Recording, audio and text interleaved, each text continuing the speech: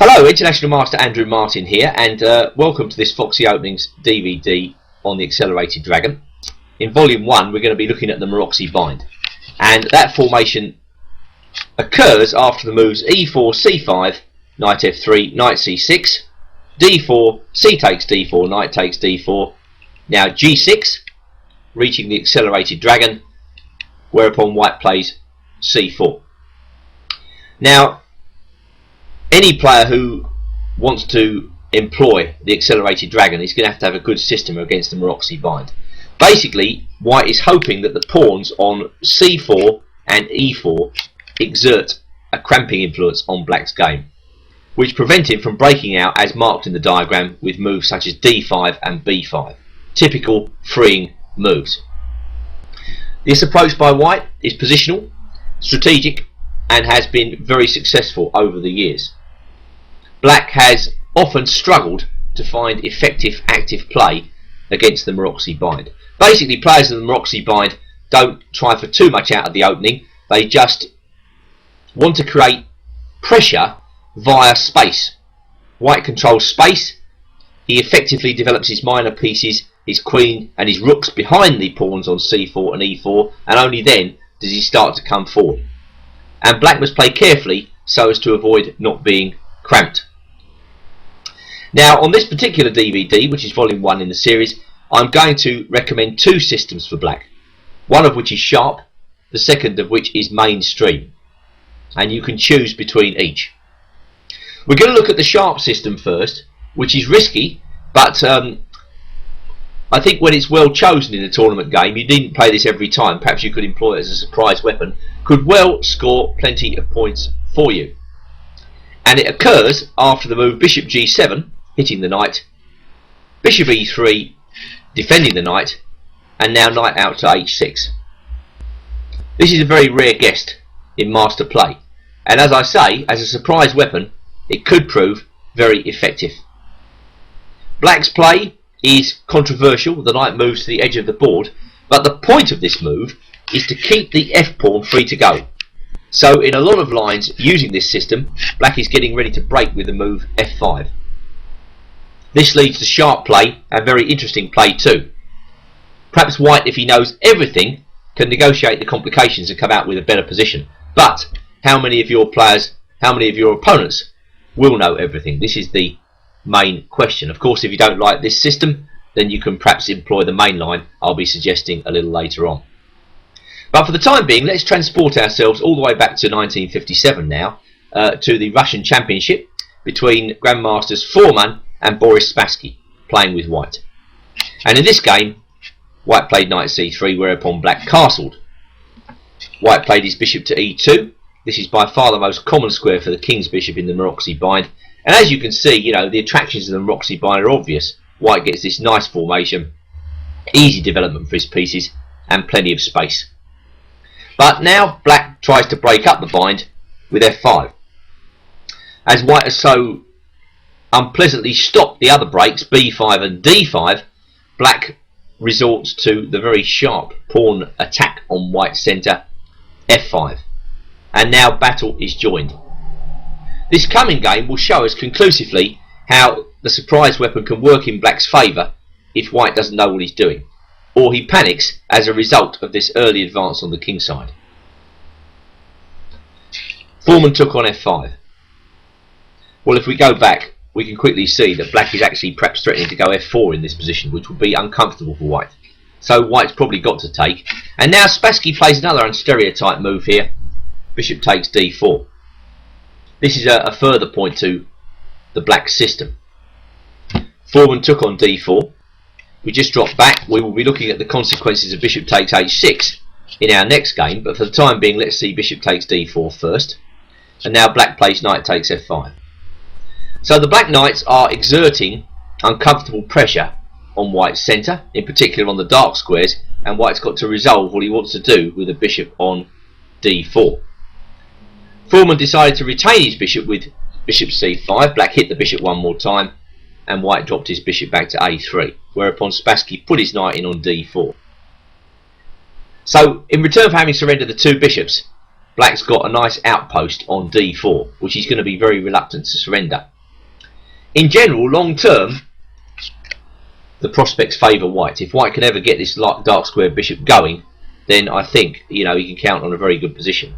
Black's job is to disrupt him with tactical blows to make sure that he does not ever get the chance to get this bishop into the game decisively.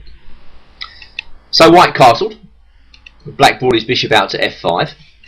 Now black's certainly thinking about knight c2, so white played rook c1 to stop that. And Spassky played queen to d7. Actually, the location of that bishop on a3 is not that impressive, because it means that black's rook on f8 is, well, unmolested really. White would really like to have his bishop on h6 in this position, attacking that rook, but the bishop's a long way off. And this gives Spassky the time to mobilise his pieces further with rook f7, b3 trying to bring the bishop back into the game, and rook a f8. So this will be a typical way that black tries to mount pressure against the white king side. Foreman moved his bishop back to attack the black knight, and of course black wants to keep that knight in on d4. The knight on d4 is shutting down the dark square bishop. Black would be delighted really if white took that knight, because well, you just take back, and then black really couldn't get rid of that knight on d4. So white tries b4, trying to break up the formation of the knights. Perhaps b5 is on the agenda, followed by a capture on d4. Bishop e6, bishop d3. Foreman obviously doesn't want black taking off the bishop on e2, and now Spassky goes into action with bishop g4. All along the line, Spassky is disrupting white's plan, and well, after f3 he unleashed a sacrifice here with bishop takes f3. This obviously gave Foreman a bit of a shock, because white's one move away really from controlling this game. If he could go b4 and then b5 and then bishop takes d4, I think he'd be in very good shape. But Spassky's just in time here with this sacrifice to disrupt white's flow. Well, king h1 was played. Now clearly if white considers that knight a really serious threat, I think he's probably got to take it. After that, black will recapture with the rook, and now we've got a situation where white has extra material, but he's not in any position to use it. Black, meanwhile, has nasty threats to white's king. Perhaps rook f2 is a threat, perhaps queen g4 is a threat, perhaps e4 is even a threat. The white king is extremely open, and well, who's to say the rook and two pawns are not better than the two pieces in this position? Evidently Foreman didn't like that, because in the game he parked his king on h1, but that runs straight into queen h3. I think basically what happened in this game is that Foreman overlooked black's next move. He thought rook f2 was going to save the day, but now comes the crushing move, knight e1. This is a decisive double attack, and in fact so strong is this move that white decided to resign. Let's take a look at why white resigns. Well, basically because he hasn't got a move. The rook on f2 is kind of overloaded here.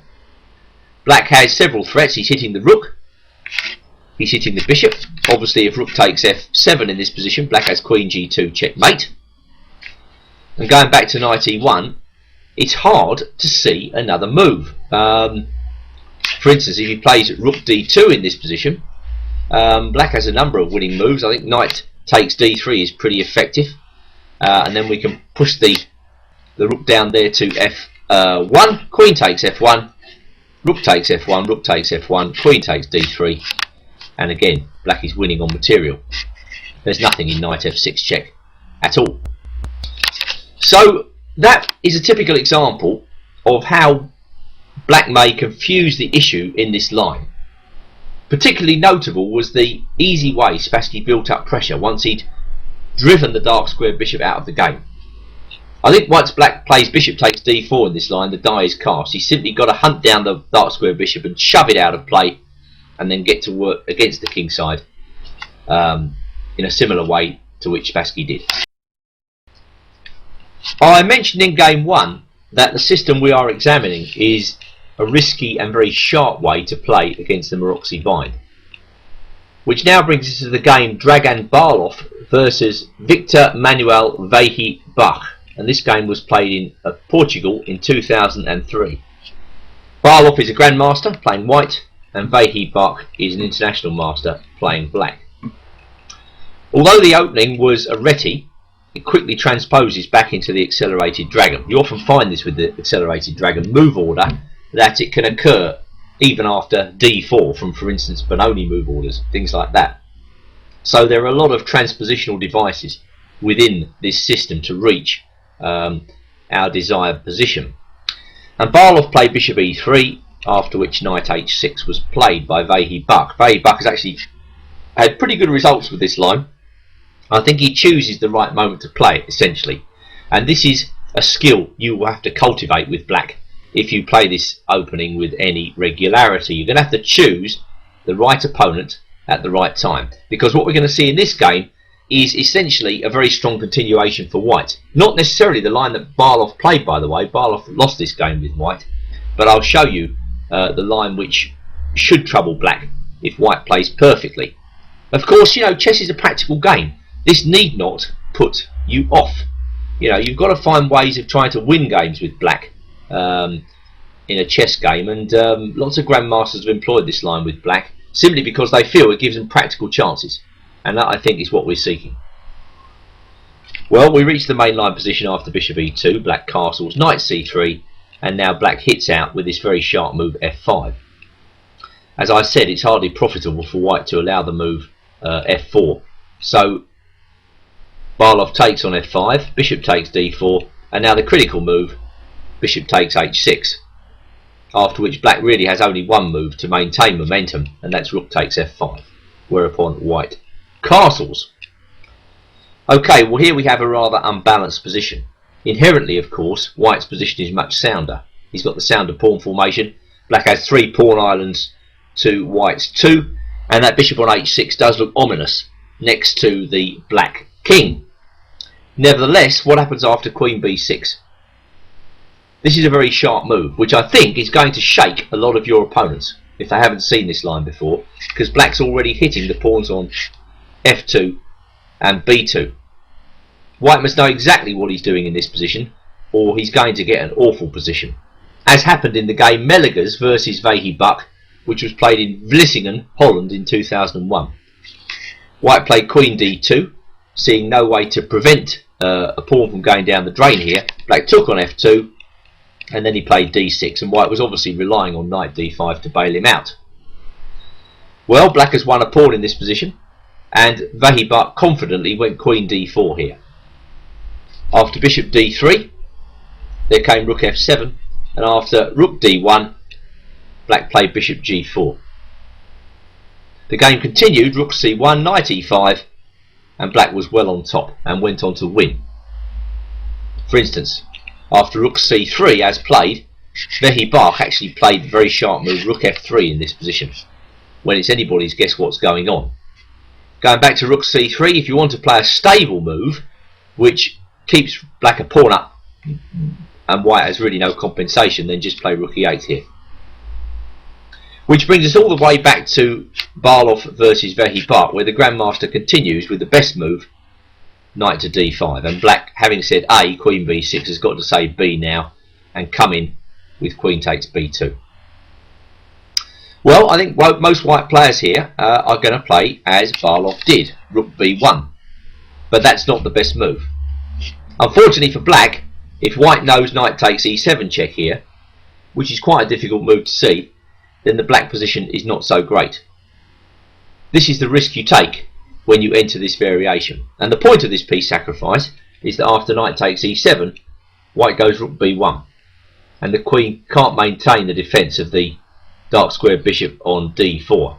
Of course, once that dark square bishop goes down the pan in this position, with the white bishop so close to the black king, then I think black is going to emerge with a very poor game. I give 2 variations. Black can obviously take on f2, and then he can play queen e5, but after bishop f3, d6 and now rook b5, the black game is actually quite ropey. White has 2 bishops in an open position, and I don't like black's position very much. Black can defer the sacrifice with queen c3. White goes rook b3, and now probably the best move for black here is queen a1. But even here, after rook takes a1, I still think white is substantially better with his pair of bishops. So really it's up to you whether you take that risk. If you play this variation, then that's the risk you're going to take. A small risk, but well, you have to go in with your eyes wide open. As it happens in this game, white played rook b1, queen a3, and now bishop g4, hoping to work up compensation after rook f7 and now knight c7. Rook b8 was played, and white went knight b5. But queen c5, the game continues. White gets the chance to lop off that bishop, but after queen d4, black is reaching a playable position. Still a pawn up. White hasn't got his pawn back yet and shows no signs of doing so. And so white has it all to prove in this position, and in the game Barlow actually doesn't manage to prove it. He plays queen e2. Well, clearly white could exchange the queens in this position, and maybe retreat his bishop with bishop e3, something like that. But that is the type of continuation which can only really give white equality at best. I mean, I think black just safely retreats his knight and retains his extra pawn. Yes, white has two active bishops, but he's a pawn down, and I quite like black's chances here. So Barlow obviously did not consider that a practical continuation. He went queen e2, keeping the game on the boil, and black retreated his queen out of the centre with queen f6. I think it's obvious that a period of consolidation is going to be called for here, careful consolidation, over the next few moves. And Vahibach is up to the task as he gradually dampens white's enthusiasm for playing this position. White's trumps are the pair of bishops and his activity. Black's main trump, of course, is his extra pawn. B takes c5 was played. Bishop takes c5. Obviously white can take on b8 in this position. Knight takes b8 and only then take on c5. I'm not sure it makes an enormous amount of difference. Black brings his knight back to c6 and remains a pawn up. Something similar happens in the game. He goes bishop takes c5. Black takes on b1, and then the rook comes back to f8. Bishop e3 was played, and now finally black gets the chance to strut his stuff a bit in the centre with d5. Now I think black's passed pawn is going to win the day. White reluctantly trades off his light square bishop and plays rook c1. But rook d8 is a good move, getting in behind the passed pawn, and again, you know, saying to white, well, what actually have you got here? White frees up his back rank, and now another very good consolidatory move by Vahibach, rook d6. He's getting ready to push his pawns with e5. Bishop c5 was answered by rook e6, and queen d2 by d4. White goes rook d1, and now black plays another very good move here, queen f5.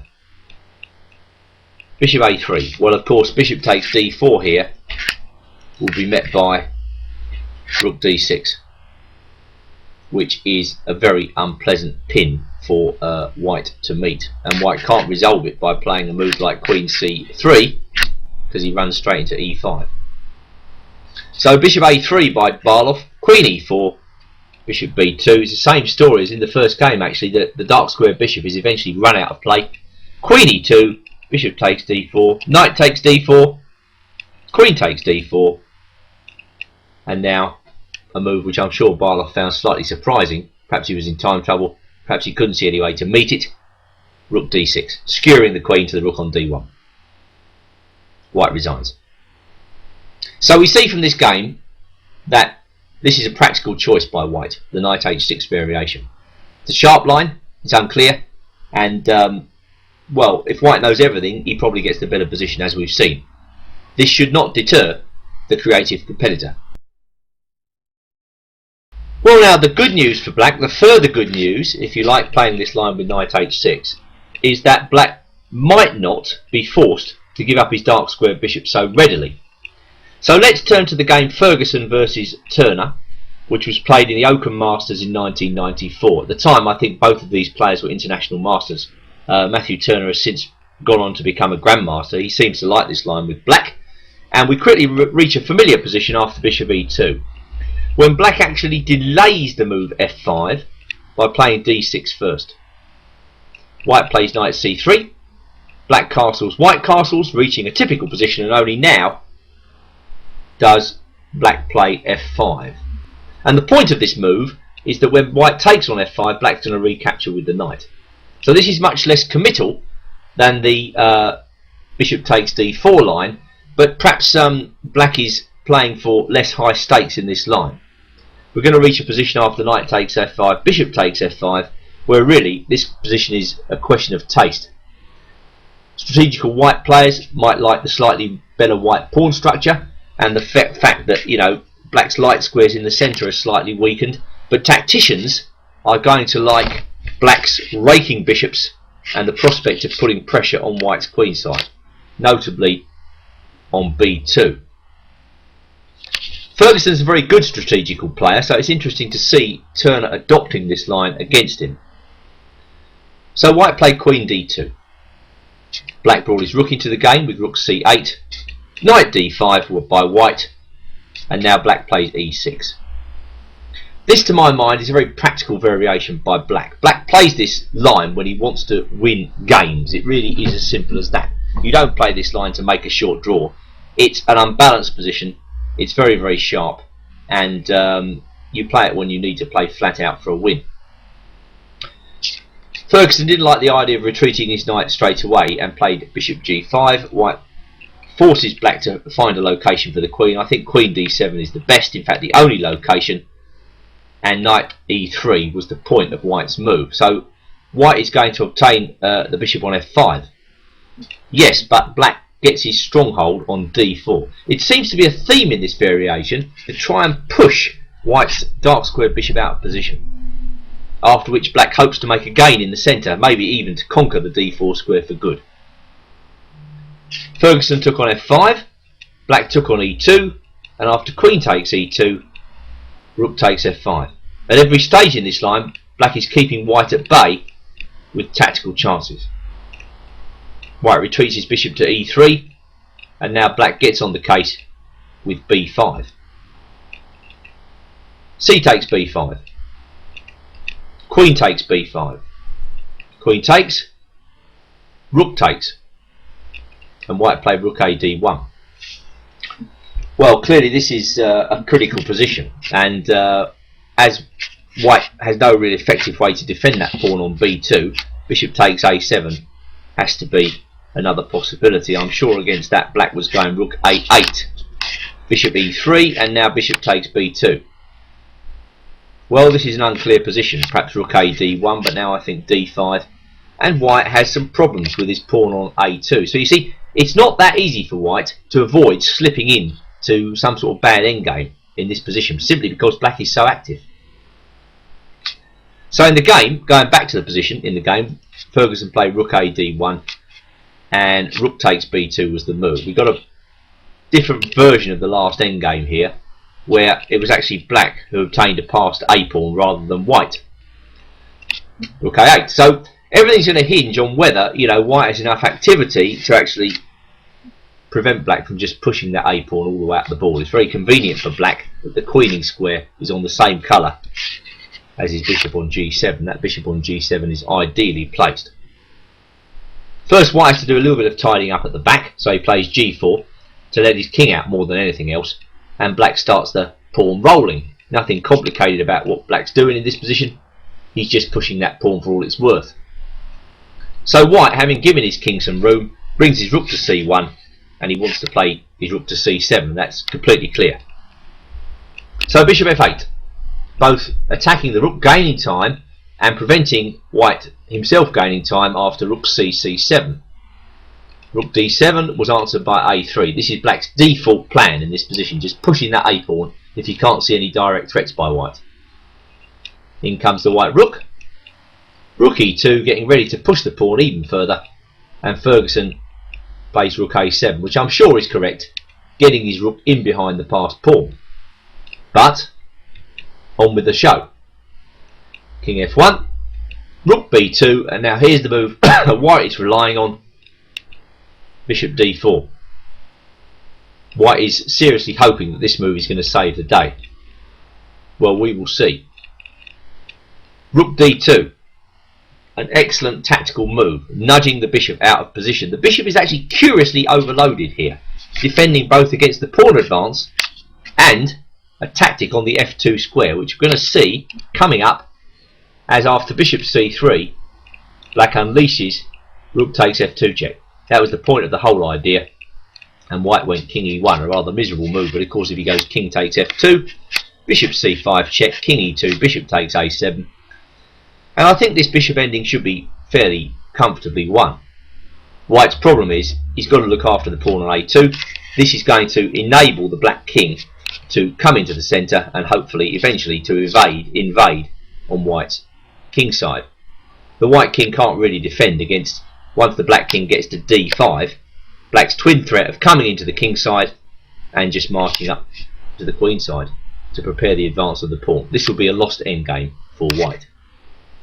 So going back to rook takes f2, king e1 was played, but another pawn goes down the drain, and now it's hard to imagine that white is going to save this position 2 pawns down, despite the fact that the black king is as yet to enter the fray. g5, very good. Point of this, bishop takes g5, bishop g7. There's also a1 equals queen. This perhaps is more convincing. The skewer wins. So, king d1, h6, bishop c3, bishop c5, black's gradually pushing white back, rook a6, bishop f4, anchoring the bishop.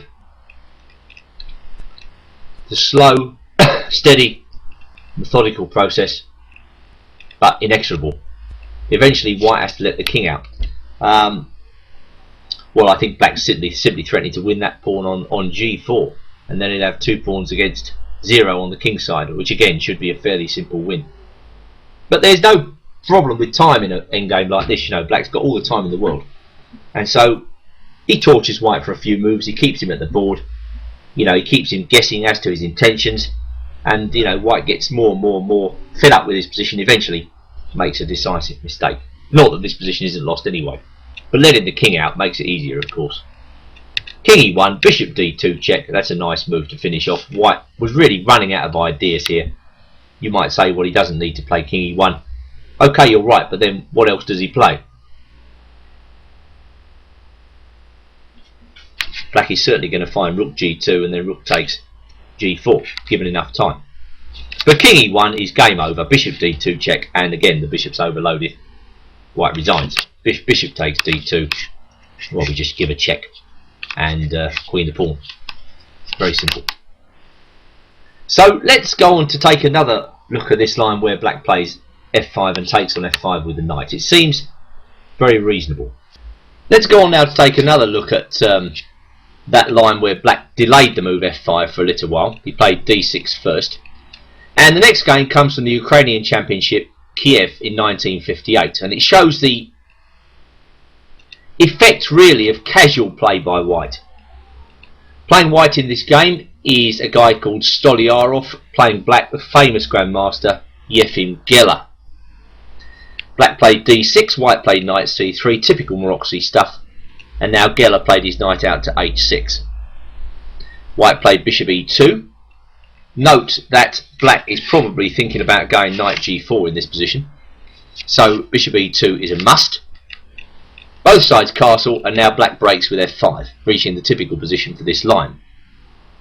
Okay, white takes, black recaptures with the knight, preferring not to surrender his dark squared bishop, although that has advantages too. White takes on f5, bishop takes f5, queen d2, and now Geller brought his queen out to a5. This is another interesting way of deploying the queen in this line.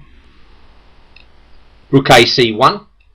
You know, when you look at that move, you think, well, is black really threatening bishop takes c3 in this position? Sometimes he is, sometimes he isn't. I would say black's plan in this position is probably rook f7 and then rook a f8, with chances along the f file. But white decides to cut the idea out of bishop takes c3 at any point by playing rook ac1, another standard Maroczy move. And now Geller just gets on with the plan of rook f7, which seems very reasonable. That is, of course, unless white gets a move like c5 and then bishop c4, and black's got to be careful of that idea. But there's no prospect of that just yet. Incidentally, another move that has been played in this position is bishop e6, which takes the idea of c5 right out of white's mind. If then bishop h6, as recommended by Andrew Greet, we take it and we go rook f7, and this seems like a pretty reasonable position for black to me, with rook a f8 coming up. If queen e3, attacking the bishop on e6, then black can play queen e5, again with a very reasonable position. White takes, black recaptures, white plays b3, black moves his rook across. What is wrong with black's game here? Nothing, as far as I can see. So that may be a reasonable alternative to Geller's rook f7, which incidentally works very well. White went b3, black swung his rook across to f8. You can see the attractions of this line, active play, all pieces in the game. Yes, white has a superior pawn formation, but you know, black's active play compensates without any doubt. So Stolyarov moves in to take off the dark square bishop. Black takes, dragging the white queen out of play, and then he plonks his knight in on d4. That's always the drawback for white in this line of giving up the dark square bishop, surrendering the central dark squares. Geller's very quick to notice this, being a connoisseur of fianchetto positions. After queen e3, e5 of course, keeping the knight in there, and bishop f3 was answered by bishop e6, bishop e4, a6, knight e2, and Geller takes on a2. I don't know whether white thought the flurry of tactics coming up was going to favour him. Queen takes d6, but it turns out black can play bishop takes c4, and that's a move I think probably white thought was impossible. Black's main trumps now, of course, are the queenside pawns, especially that passed pawn on a6. White probably thought to himself, well, he can't take on c4 here because I'm going to take on c4 and fork him. But the problem with this continuation is that Geller simply has queen c3 here, and with king g7 coming up, white is running out of steam. Now black has two passed pawns on the queen side, and well, really, white's got nothing to stop him with. So actually this was the game continuation, and Stolyarov resigned. I don't think black can be prevented from playing king g7. So white will have to take on f7 at some point. Okay, rook takes f7, and what does white have here? Nothing whatsoever. Going back to the critical position in the game, after queen takes d6, bishop takes c4, can white do better? Well, he probably can with rook fe1, and then rook takes f2 is the move that goes for broke. Once again, we see that rook takes c4 isn't working here due to the splendid move rook f1 check. And if rook takes f1, queen e3 check, winning immediately. But I think after rook takes f2, white might be able to do better with queen d4. Sorry, excuse me. Queen d4.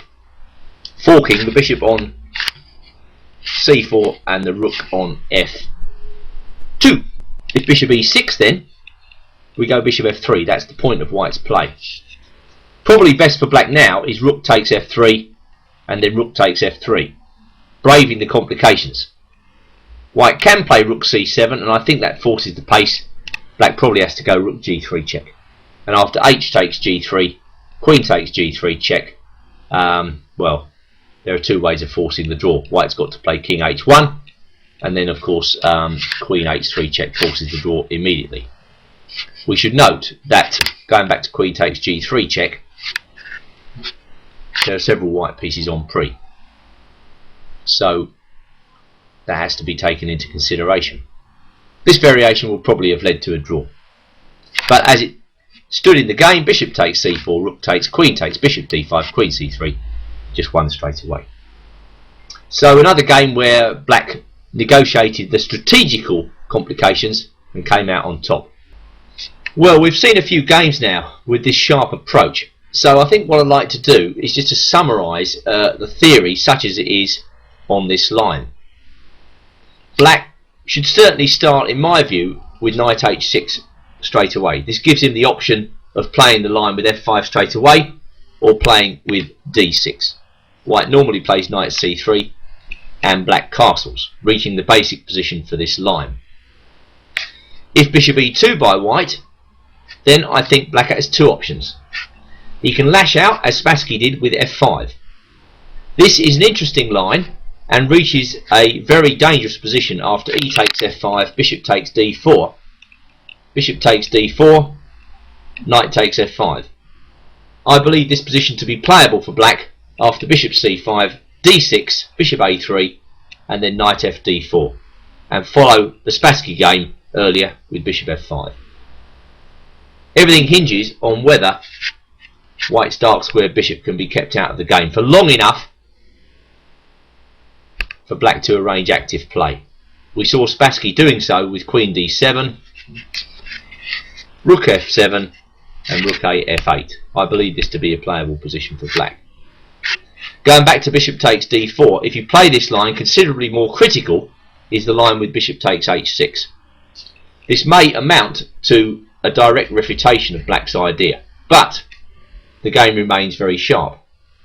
You'll recall in the game Barloff versus Vahi Buck, white castled and black played queen b6, white played knight d5, and now Vahi Buck went in for queen takes b2. When if white finds knight takes e7, and it's not guaranteed that he will, then black's position is not that great. The point of knight takes e7, as you recall, is to overload the black queen. She can't retain her control of the dark squares, and in particular her protection of the bishop on d4. Going back to knight d5, you might have wondered what happens after bishop takes f2 check. Well, once again, the refutation is tactical and quite difficult to see, but it's there. Bishop g4, and now the crushing move, which again people are not guaranteed to find, knight takes e7 check. This remarkable move actually puts black in a terrible spot, because if he goes knight takes e7, white has a remarkable move, bishop e6. So this variation is interesting, but perhaps rather dodgy from black's point of view. However, you will win lots of games with it. Now, going back to the position after castle, bishop e2, we saw in the Geller game and the Turner game that black could actually delay f5 by playing d6 first, and only now does he play f5. This is a less sharp approach, and black intends to get his knight off the edge by playing knight takes f5 in this position. After knight takes f5, bishop takes f5, it's an open question as to whether white can exploit his advantage of the better pawn structure. That's all he's got in this position because black is very active. After queen d2, black, in my opinion, has two decent moves. He can play queen a5, or going back, he can play as Turner did with rook c8. Either of these moves gives black adequate chances. So there you have it. You have a choice between the razor sharp Spassky line and the more solid but, well, let's say safer line espoused by Turner and Geller.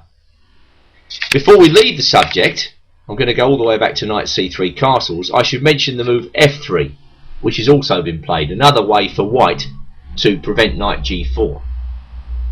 Then international master Andrew Greet recommends the very sharp move queen b6 in this position, trying to exploit white's slight lagging development and his hanging pieces on d4 and e3. Note that b2 is also on pre. This move could well cause confusion in white's camp, and white's probably got to move one of his knights here.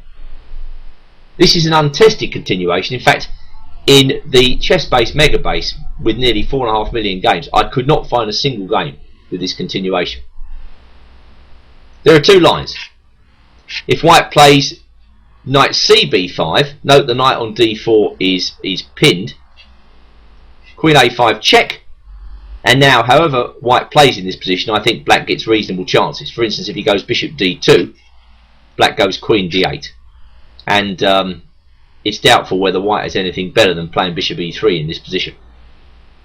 If he insists on originality with queen c1, we have knight g4, f takes g4, knight takes d4, and suddenly the tables are turned in terms of pawn structure. Going back to the position after queen b6, if knight db5 here, then that's a terrible mistake. Black comes in and chops off the bishop on e3. Finally, after queen b6, white can try knight a4, but now queen a5 check, and if king f2 in this position, well, black can even get on the case with f5. This is a typical move for this way of playing, and exactly the move black wants to play.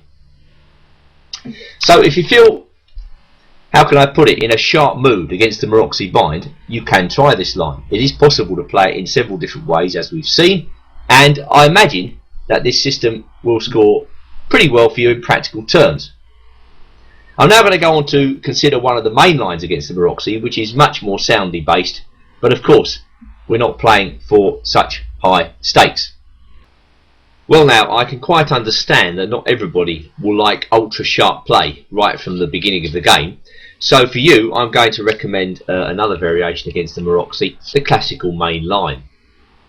This position will arise in the Maroczy bind, the main line, where white plays c4, black brings his knight out to c6, attacking the knight on d4, white defends, and now knight f6.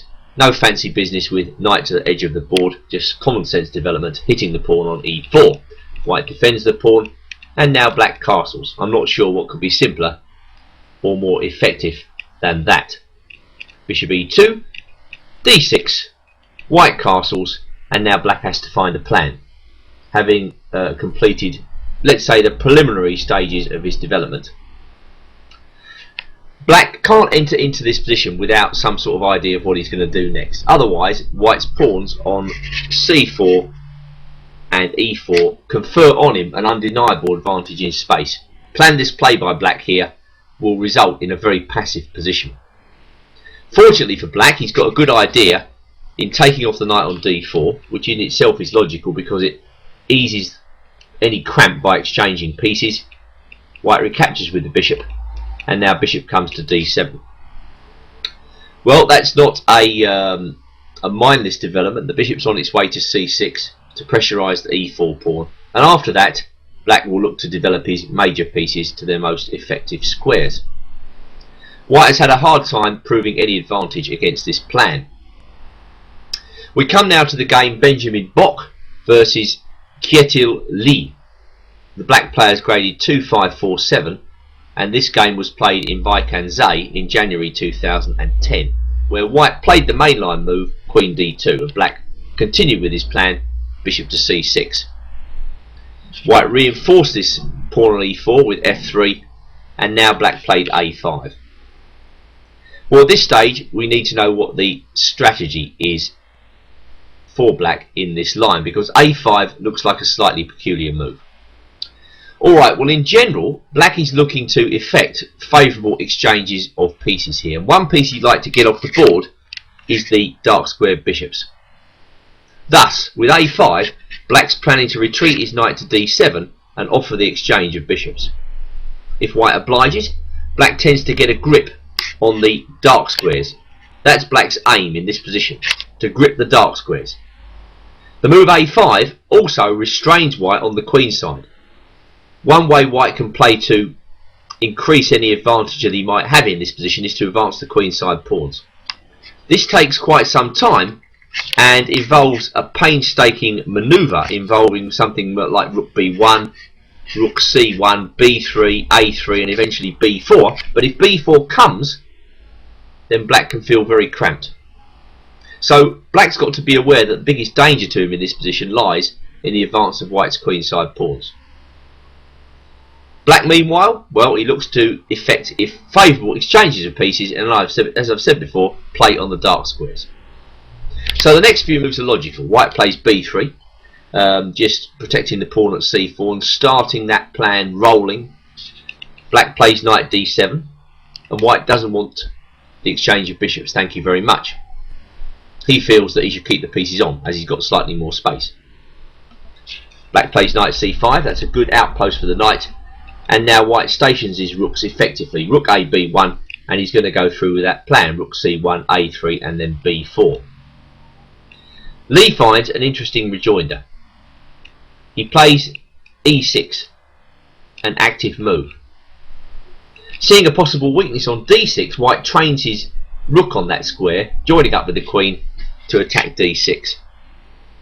But with bishop e5, black continues his onslaught on the dark squares. Of course, white wasn't threatening to take on d6 just yet, because the knight on c3 hangs. So for the moment, black is hanging on and deploying his pieces actively. The bishop on e5 is actually pretty well placed. It's unwise for white to play f4 in this position, because then his pawn on e4 will be very weak. So Bock played bishop d4. This to me is a slightly paradoxical move, but it's evidence, I think, that white's running out of ideas. White could have exchanged dark square bishops a couple of moves ago. He refrained from doing so. Now he's offering the exchange again. Well, black played queen e7. Entrench your pieces on dark squares in this line, and not much can go wrong. White played bishop f1. Of course, one of the big dangers to white in a Maroczy bind is that he ends up with a very poor light square bishop. Note that all of white's pawns are on light squares in this position, so white really doesn't want to be left with a light square bishop in some sort of horrible endgame. Black often enjoys endgames in this structure because of that horrible light square bishop, so that's another real reason why white should go through b4 as quickly as possible, to try and liven up the queenside pawns. Well, okay, Lee played rook a d8, which again is a very sensible move. White played queen e3, and now black decided to take off the dark square bishops. And he wouldn't have done that if he hadn't had a follow-up. And the follow-up was e5. We've already seen this plan in the other Maroczy bind line that I showed you earlier, and it's a very logical move. Black is trying to gain the dark squares once again, and in particular the square d4. White retreated with rook d2, and now black played f5. I suppose going back, black could have considered the move knight e6 in this position. Perhaps he was slightly worried about white putting his queen on b6, something like that. At the moment, black's knight stops the white queen from coming in and attacking the potentially weak a pawn. So Lee decides to break with f5. This, of course, hits white on the long diagonal and chips away at the white pawn centre. So white takes, black recaptures with the pawn, and white plays f4. And now, only now, does black go through with his plan, knight to e6. This looks like it might be a mistake, as white takes on e5, but black's got it all planned. He now played the counter-attacking move f4. This actually is a very good game to start off with, because it shows us how black might attack in this line. Lee played d takes e5. Now white can't take on e5 because the rook on d2 is hanging, but he thought he saw a flaw in black's plan by taking on d8 first. Lee played queen c5 check, queen f2, and now rook takes d8. So logical and sensible play by black all the way through, and I think black has a slight advantage with his strong control on the dark squares. White trains his sights on the e5 pawn. Black takes on f2 and plays his rook into d2. Very consistent all the way through. Of course, perhaps the biggest danger to black, if there is one in this endgame, is the white queenside pawn majority. So that's another factor in Maroczy bind positions that has always got to be kept in mind. Of course, black is holding white at bay in this position with his very active pieces. Black's got by far the better bishop, he's got a central pawn majority, and now he's got an active rook, which white seeks to exchange with rook e2. Just going back, if king g1 here, well, the idea behind that is clear. White wants to take that pawn on e5. I think black can play knight d4, and if rook takes e5, black continues to charge in with f3. This is a very awkward position for white, as black's pieces are ferociously active. I wouldn't like to be white in this situation at all. So white avoids that and heads for what he thinks is a reasonable endgame after rook e2. Black captures, white recaptures, and now black plays e4, gaining space and getting ready to bring his king into the game. I imagine black's plan is something like king g7 and then bring the king up the long diagonal into the centre. White tries to activate his queenside pawn majority. Black plays e3 check. Why not push the passed pawn? King f1, and now the king starts his march. White plays b4, very sensible. Black takes, reducing the number of pawns, and up comes the king. b5, bishop e8, bishop f3, knight d8. It looks as though black is being pushed back in this position, but appearances are deceptive, as we will see. Up comes the black king.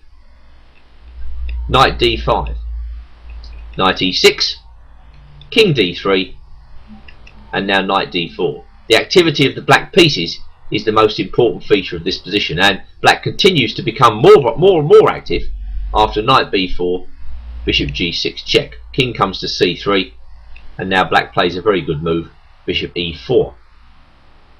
Bishop takes e4, king takes e4, b6. Virtually white's only trump now is to try and get a passed pawn. That's why he's worse in this endgame. Black has got a passed pawn and white has no passed pawn. So black has to be slightly concerned about white pushing his c pawn up all the way up the board. Fortunately for black, he's got the e pawn ready to roll, and f3 emphasises black's control of the position. After g takes f3, knight takes f3, white has got to waste a little bit of time dealing with black's threat of e2. He went knight d3, e2, and now c5. Knight e5, deflecting white's knight and driving him passive. King e3. The knight on c6, the knight on e5 covers c6 and controls the position. Knight c2 check, king f2, king d4, knight c6 check, king d5. White's only plan now is to run for c7, king f1, interesting move. King d6, of course, black's threat there was knight b4 check. So white's got to take a little bit of time out. Knight b4, again deflecting the knight fatally. Knight takes b4, and white simultaneously resigned because he can't stop black from queening. Going back, knight b4 is in effect the winning move. Without that, I think black would be struggling. But as it happens, knight b4 wins, because if white plays knight e3 in this position, the king just takes up the diagonal position, and once again we see that white is helpless against the passed pawn. So a very good introduction to this line. Black played consistently on the dark squares throughout, kept active, and stopped white from developing any real play whatsoever. Another game from 2010 now for you. This game is from the Madrid Championship. This was played in March 2010 between Jose Candela Perez, graded 2416, and Javier Moreno Ruiz, graded 2459. The opening moves will be very familiar to us, although actually the Maroczy bind is reached in this game via the hyper-accelerated dragon. That's 2g6. Black plays this way if he's afraid of bishop b5. We just drop back. If black plays knight c6 in this position, then you have to have a good line against bishop b5. There's no place on this particular video to analyse this line, but perhaps in a future Foxy Openings video I'll turn my attention to this system, which is of course very important. By playing g6, black sidesteps that idea, but of course he's got to be aware that white can play in different ways against g6, perhaps the most noticeable of which is d4, c takes d4, and then queen takes d4. So there are pros and cons to black's move order. Fortunately in this game for us, Candela Perez plays c4, we get knight c6, d4, and then we get just transposition back into the main line. Bishop e3, knight f6, knight c3 castles, bishop e2, d6 castles, and now black plays bishop d7. Well, you can play this way, but if you do, you have to be aware that white can play knight c2 in this position. I slightly prefer going back one move, taking on d4 right away, bishop takes d4, and now only now bishop d7. I mean, this is a logical move order. It's been employed by Sergei Tiviakov among strong grandmasters, and I think Bent Larsen used it too in the past. And it basically gets what we want without having to think about knight c2. But, well, we go back to Candela Perez versus Moreno Ruiz. Bishop d7. White obviously didn't want to play knight c2 on that day, and now black just takes off on d4 and puts his bishop on c6. f3, and now our move a5. trying to control dark squares. The next component of the plan is to play knight d7, and white again refrains from the exchange of dark square bishops. We're going to see examples where white does take the bishops off. In general, they're slightly more comfortable for black than this particular line where white keeps the pieces on. Knight comes up to a nice square on c5, a nice outpost. Rook a b1, starting the slow process of advancing the queenside pawns. e6 by black, very interesting. Rook fd1 as in the last game, and now bishop comes to e5. Bishop f1, queen e7, we've seen this before, and now white tries to improve on the previous game by playing knight to e2. Now white is looking to exchange dark square bishops and attack the pawn on d6. So black defends his pawn with rook fd8. White goes knight f4. I think the point of that is that white feels that endgames will tend to favour him here. He's got the better pawn structure, and black's pawns on d6 and a5 are potentially weak. Therefore exchanges in this position would suit white, and knight f4 is probably just intending to drop back with knight d3 and exchange off a further pair of minor pieces. Black doesn't seem unduly concerned, he just reinforces the knight on c5. Queen comes to f2, and black plays calmly with rook a b8, anticipating knight d3 when he just drops back to g7. So black is approximately equal in this position. It's up to white to find a decent plan. Black has reasonable control of the dark squares here. Rook d2.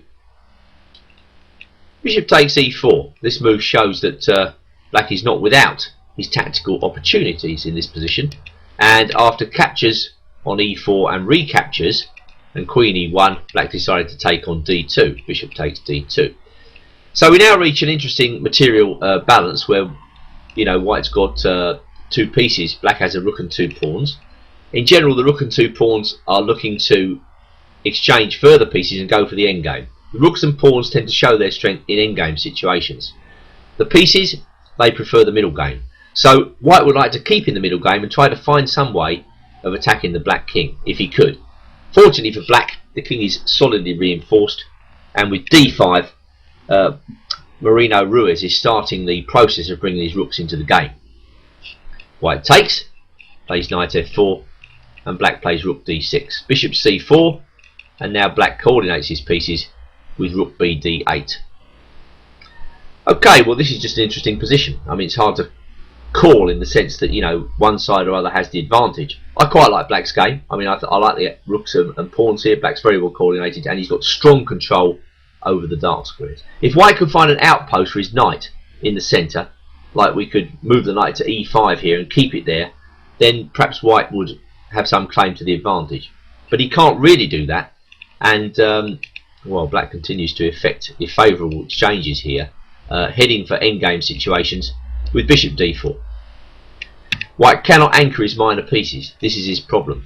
So black penetrates on the dark squares in this game very quickly by bringing his rook to d2 and his queen to e3. It's very thematic all the way through. White freezes back rank, and now black further activates his major pieces by bringing both rooks down to the 7th rank. We note that white has been completely unable to find stable squares for his minor pieces in the centre, and he has no attack against the black king. He tries with knight f4, black pins him. Rook f1, of course, white is really struggling in this position, and rook c1 just emphasises how active the black pieces have become. White's only move now is g3, black takes on f1, e5, I think this is the winning move in effect, knight g2, queen f2, and white resigns. A decisive double attack on the queen at h4 and the bishop on f1. Now, I'm not saying white overlooked that move bishop takes e4 a little bit earlier, but possibly he misjudged the coming situation after that sacrifice. Again, a good game where white completely failed to make anything of his small space advantage. Black got active and played superbly with his major pieces throughout the conclusion of that game. Well, so far we've been looking at lines where white has been refraining from the exchange of dark square bishops. What happens in our main line when white takes off the bishop on g7? My next game is Andrei Sokolov versus Aldo Haig. Sokolov, at the time this game was played in 1985, was one of the best players in the world, and here he is playing a French international master, whom I'm sure he was expecting to beat with white.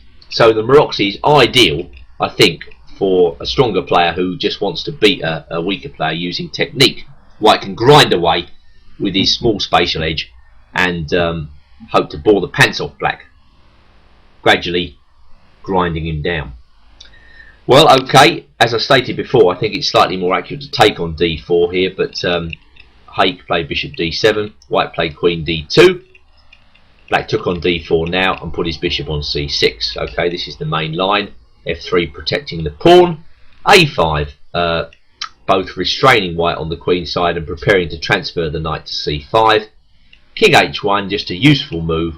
Well, white has other moves here, b3, rook a, b1, but it all comes to the same. Black's going knight d7. And now what should happen after bishop takes g7, king takes g7? Okay, well, positionally, this should favour black. As stated, black is trying to get a grip on the dark squares in this position. So, typically in this position, black could follow up by either deploying his queen to b6, or he may play a move like a4 and then deploy his queen to a5. White struggles to prove any advantage here because his bishop is so bad. He can't just grind away. It's very difficult to advance the queenside pawns in this position because, you know, black's got a strong grip on the queenside. Also, if white can't play this plan of advancing the queenside pawn, what plan has he got? Well, Sokolov had obviously decided that f4 was the right way to play this. Both, you know, intending to attack black on the king side now that the king has been slightly denuded by the exchange of bishops on g7, and creating a square on f3 for his bishop. So this move makes sense. But what Haig did also made sense, as he played a4, rook f3, and now queen a5. In this position, I think black has adequate play. White tried to attack the king. Sokolov is, well, and was a very aggressive player. King went back to g8, solid stuff. Queen came to e1, perhaps intending queen h4, and now black broke up white's kingside play with the move f5. It's pretty obvious that queen h4 can be defended very economically with knight f6 here, or even rook f7. Black can defend himself. After that, white's got to worry about the activity of the black queen. You know, the black queen can come to maybe b4, b6 or c5, and the white attack is running out of steam. So in the game, Sokolov decided to just make his bishop slightly better. Black brought his rook across to e8, queen h4, and now the economical move, rook f7. White to continue to try and open up the game, thinking that he got some sort of an attack, but queen takes f5 saw the white kingside initiative grinding to a halt, really. Knight d5. Okay, black was happy to remove that knight and just simply play e6. Rook e3, tactical, and black played a clever move now, knight e5. Well, the problem for white in this position is that if his attack breaks down, his queenside is actually very weak. Black's threatening to invade on the queenside with a move like queen c2, and the white pawn structure here is nothing to write home about. As usual, white's got this light square bishop. It's arguable that that bishop is very good. With knight e5, well, that's a very clever move. The main idea is that if white takes on e5 in this position, then black can go queen f1. So after knight e5, Sokolov played h3, freeing up his back rank, and now of course I was able to take over the game with queen takes f4, rook takes f4, bishop takes b7, and now knight takes c4. So whatever white was attempting to do in this particular variation has failed. Sokolov has limped into an endgame where he's a pawn down, and with really no chances of saving this endgame. Black's got this strong pass pawn duo in the centre, and white has no counterplay to speak of. So really it's a serious situation for white. The knight came to a beautiful square on e5. The rook activated and came down to c7. A rook like that shouldn't be allowed to stay on the board, so black was happy to try and exchange it off. Rook c8 check, rook takes, bishop takes. In general, in a position like this, you want to keep it simple. So a check followed by king f7 was black's way of saying to white, well, you've got nothing here. Rook e4 was answered by rook c1, a counter-attack on the bishop, and bishop a6 was answered by rook c2. Well, rook takes b2 is threatened. Knight f3 is an interesting option. Rook b4. It's all going to boil down in a moment to black advancing those central pawns. He's just got a little bit of technical tidying up to do, which he does by playing a3. B takes a3 is forced, rook takes a2, a4, and now the pawns advance. Really, this is the death knell for white, as he's got no answer to the advance of the central pawns in the long run. King f1 was answered by knight c6 and rook b7 check by king f6. Bishop b5 was answered by knight d4. This is the regrouping black was hoping to play. It further confines the white king. Black's rook is in an ideal spot, and once again the overall plan is just to advance the central pawns. White is clutching at straws with g4, and white unfortunately now has to go into a lost rook endgame with king e1, king e5, king d1, rook g2. It's a mop-up job. King c2, king d6. It really is very easy now. b7, rook e4. Game over. White's completely tied down, and he faces the simple move, king c7. So a rather unpleasant defeat for Sokolov, a grandmaster who perhaps was hoping to grind his lesser opponent down, but actually found to his cost that black's position contained more resources than he otherwise thought. I think the variation bishop takes g7 is in general slightly better for black than it is if white retreats, as you've seen. I think we should be sensing by now that actually this system is pretty reliable for black. My next game shows white trying to play his Maroczy bind in a slightly different way. It's the game Hamduchi versus Tiviakov, played in Vaikenze in 2004, and again it features an exchange of bishops, dark square bishops on g7. The mainline moves are very familiar now. Tiviakov employs a slightly different move order to reach our desired position, but it is reached nonetheless, with black taking on d4, bishop d7, queen d2, bishop d6, bishop c6, excuse me, and now white deviates from f3 by playing bishop d3. This of course is a passive square for the bishop, but white intends, I think, to play f4 in one go. His intentions are far more aggressive in this position than otherwise with the move f3. The move f3 really is rather slow. When white plays with f3, he's kind of dependent on being able to advance his queenside pawns. Well, if black plays accurately, we've seen that black can throw up some pretty serious roadblocks in white's way. So white changes tack and goes for the attack on the black king, or the supposed attack. No matter, black should play a5.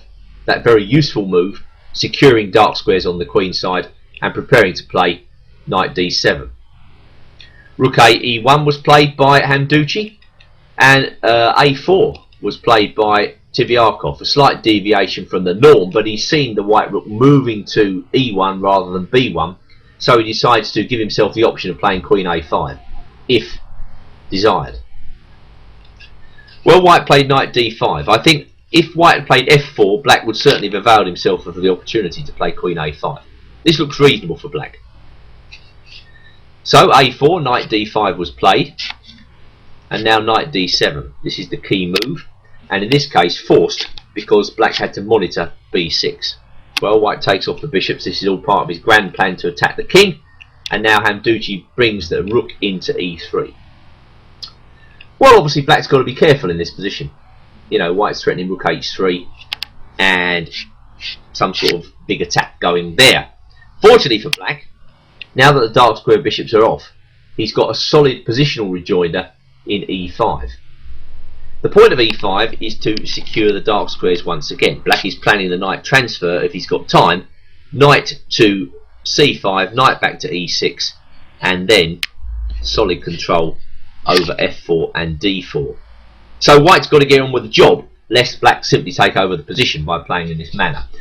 Therefore rook h3, h5, and now knight came to e3, hoping to join the fray. Well, going back, if white plays knight c3, I think black just goes in with knight c5 and gets on with his plan. White's got no real attack there. Is he really going to play g4 in this position? I don't think so. Going back to h5, I wondered about the move g4 straight away. Black should certainly take on d5 against that, and against e takes d5 we go knight f6. This is a very solid way to defend the king, and white can't make inroads against it. If he tries f4, we take. Queen takes. Well, black's got this solid control again. Queen b6 check, king h1, and now rook a e8. How does white get through? So that would be a good way for black to both defend and create counterplay at the same time.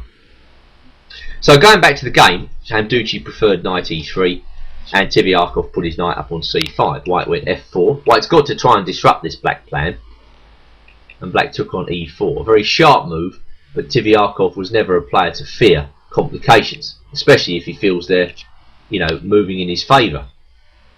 White gets on with the job, sacrificing a piece, and knight takes d3 was answered by f6 check. I'm sure both players had seen, well, they thought they'd seen a long way in this position. Now knight g4 does in fact look extremely dangerous.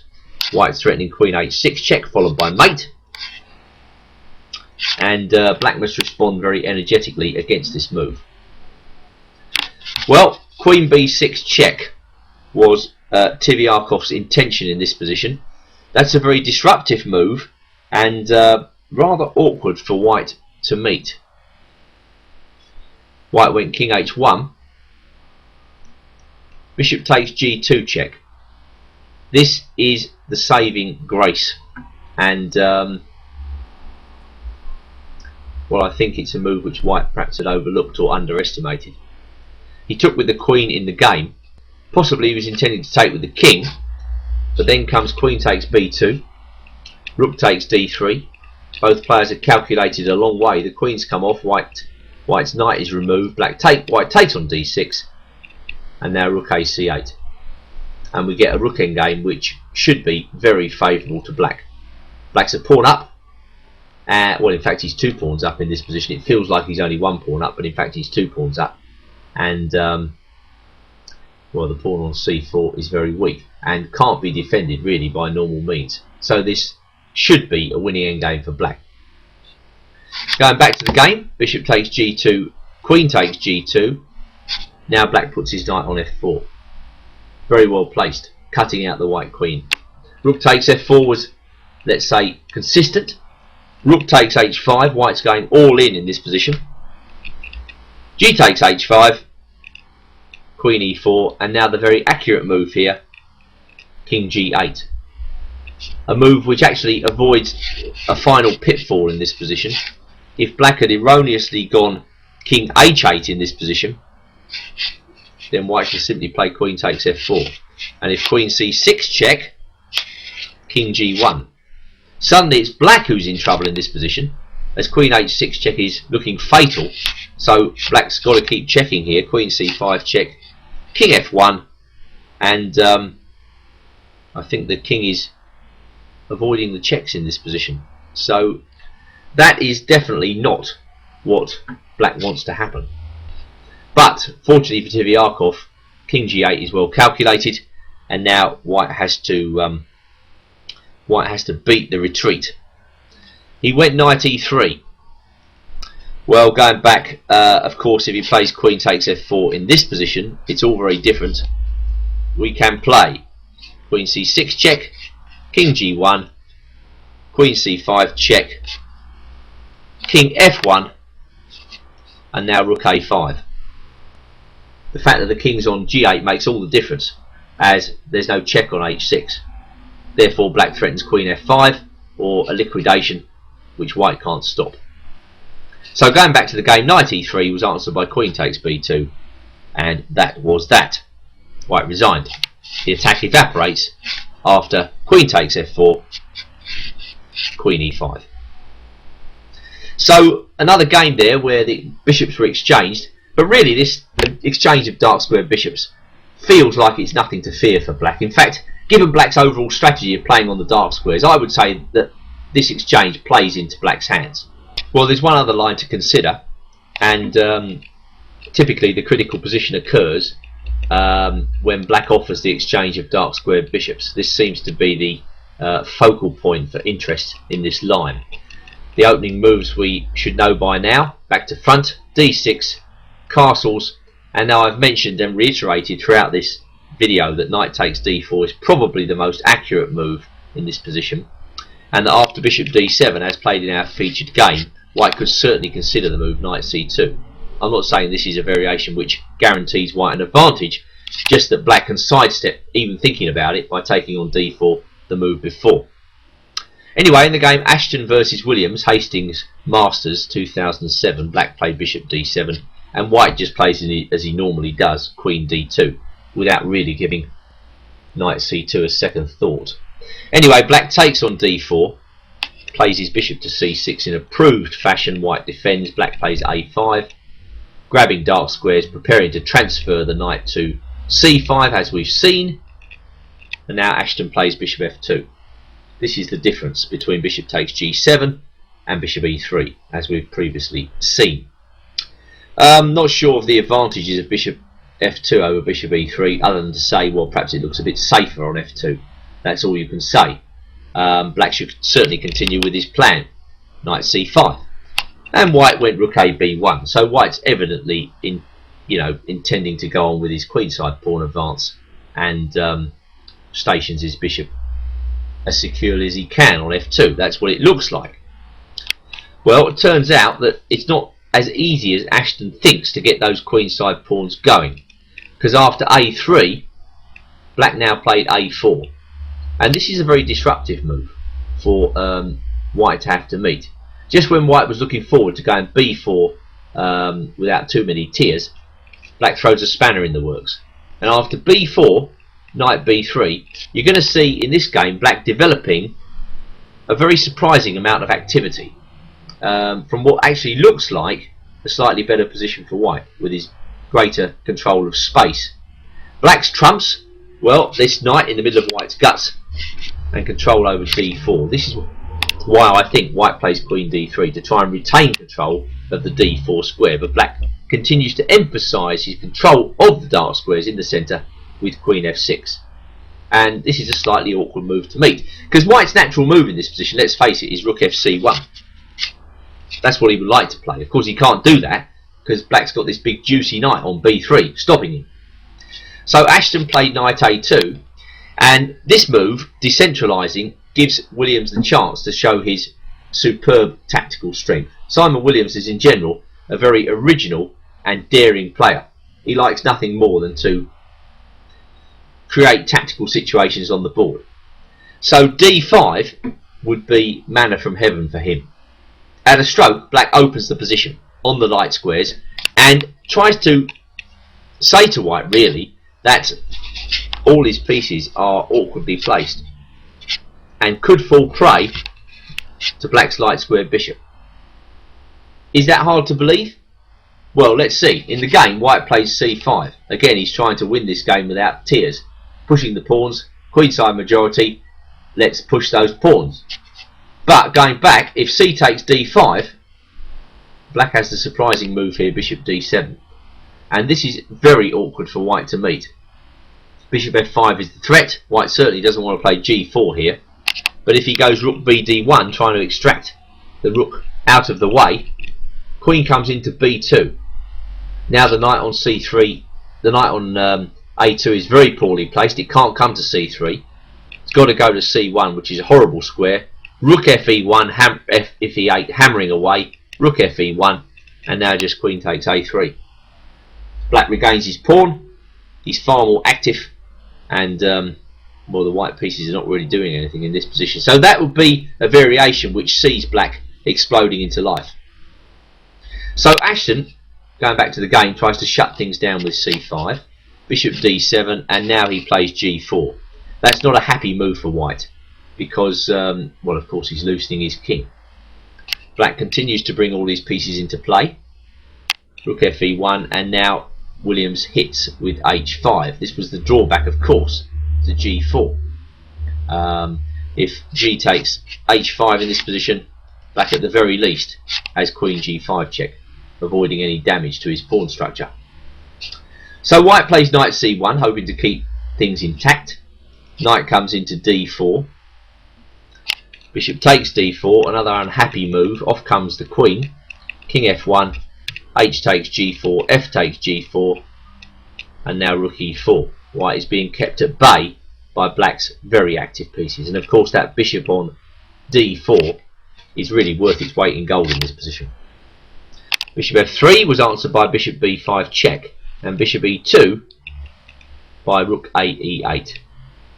This really is a crushing blow, as the bishop on e2 is now pinned fatally and the white king is about to be stripped apart. So rather than let himself be crushed by Williams' activity, Ashton decided to resign. One very short variation will show you why he resigns. If he plays knight d3, rook takes e2, and bishop takes d3, forks and or pins all of White's pieces. So a horrible experience for White, but perhaps bishop f2 is a rather slow move, and Williams showed how to play against it in this excellent game. I've mentioned on occasion on this DVD that there are various ways for both White and Black to get into the accelerated Dragon Maroczy bind position, and one of these is via the move knight f3. Should Black play c5, White can play c4, and after knight c6 White can go d4. You can see how this move order gravitates towards the Maroczy bind, as after g6 White is tempted to play e4. Bishop g7, and now we're going to take a look, before we leave this subject, at knight c2. This is a move which is finding favour with many grandmasters these days, as White tires of banging his head against a brick wall, for instance against the classical main line, and maybe even against the sharp system, which I recommended at the front of this DVD. There is simply an awful lot to know with White if you play the Maroczy bind these days. So White decides to sidestep mainline theory in a way, keeps the pieces on with knight c2, which in itself is logical, and steers the game into perhaps a slightly more unusual position than the one we're accustomed to. Now, what should Black do against this approach? Well, okay, White's approach is slow. That's the defect of knight c2, but it's logical. White keeps the pieces on and tries to emphasise his control of space.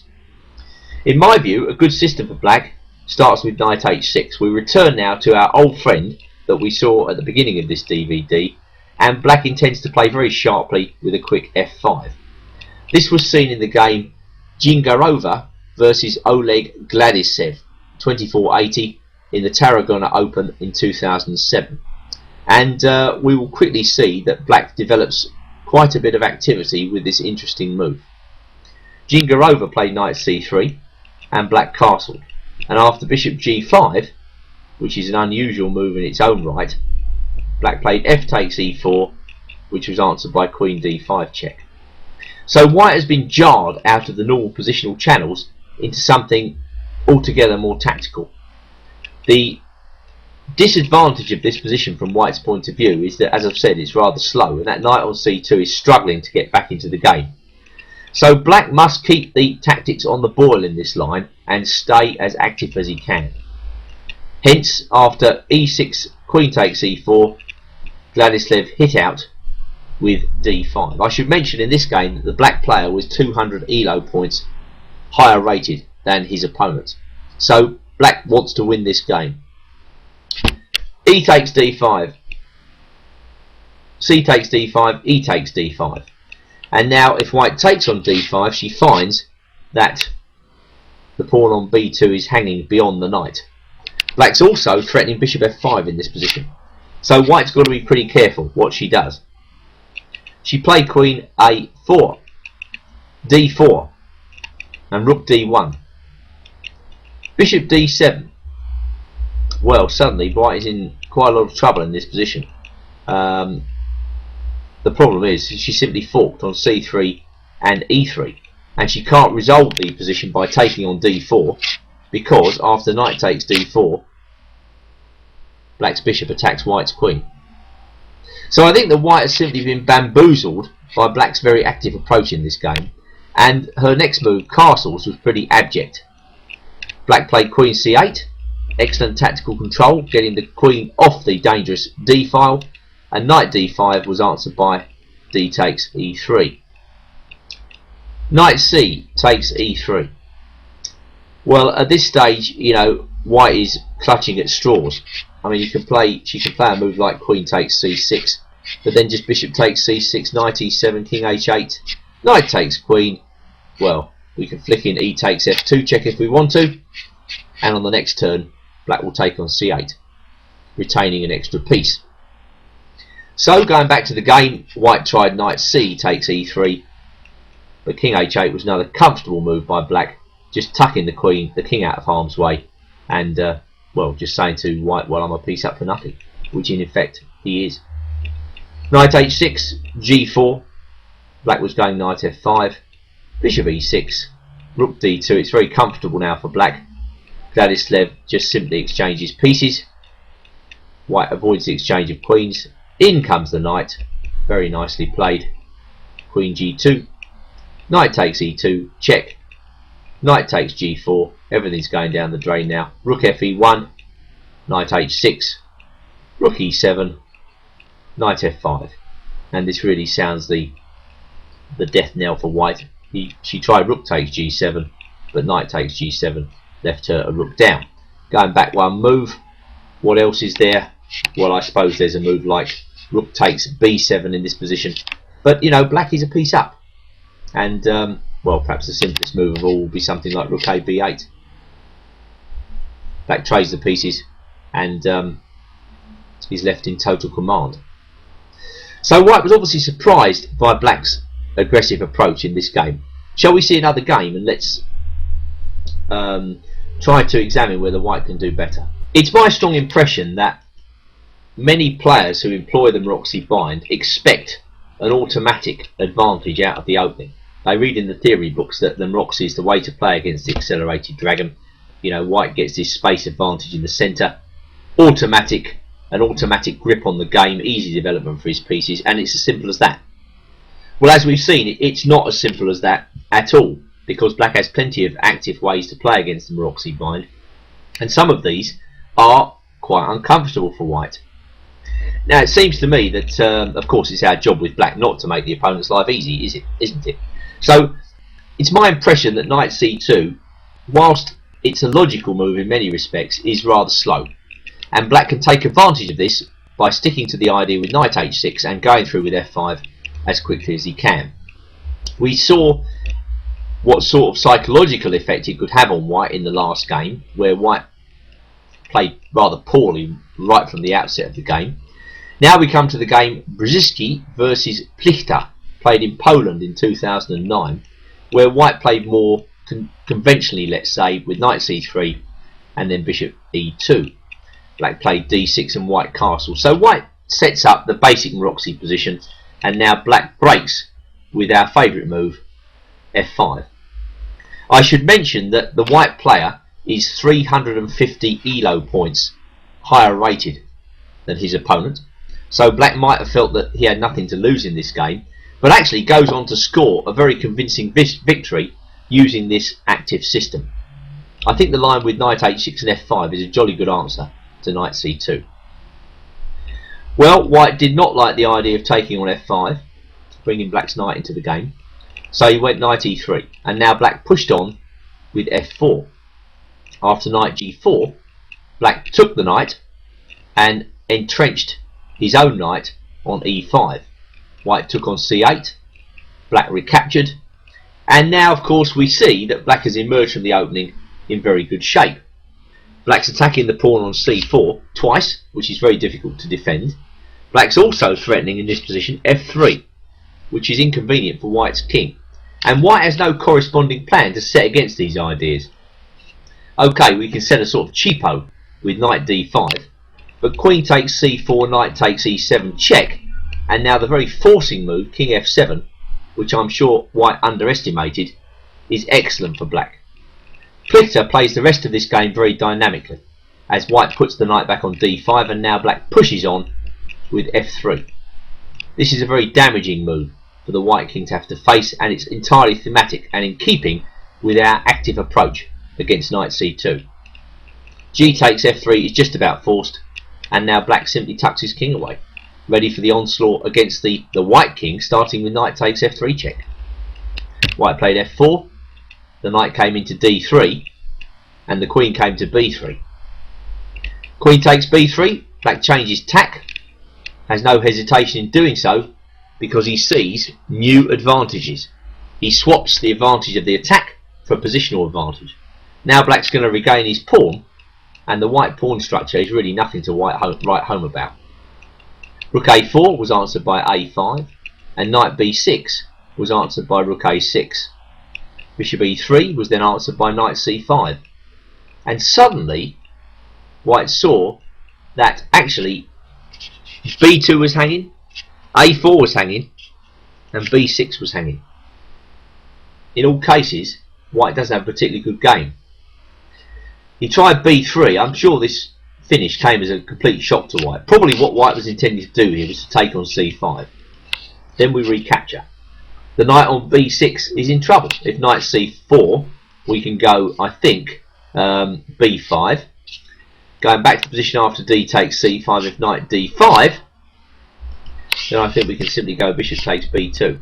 In both cases, black is in very good shape. So, in the game, knight c5, b3, rook takes b6 was the amazing conclusion.